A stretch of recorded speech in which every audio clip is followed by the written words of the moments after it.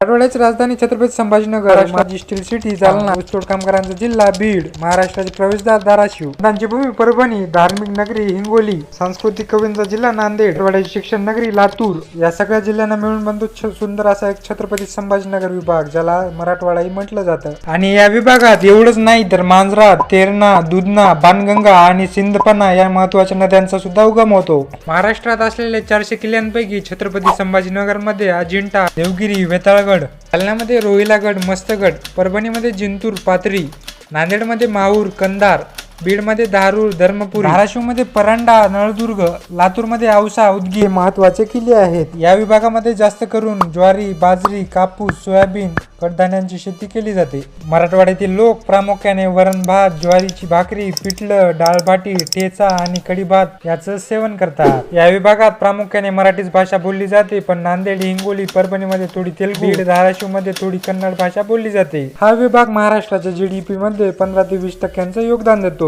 आणि या विभागामधला सर्वात श्रीमंत जिल्हा छत्रपती संभाजीनगर तर सर्वात गरीब जिल्हा बीड आहे. तुमच्या छत्रपती संभाजीनगर मधल्या मित्रांना हा व्हिडिओ शेअर करा आणि अशाच माहितीपूर्ण व्हिडिओसाठी आता सबस्क्राईब करा आपल्या चॅनलला.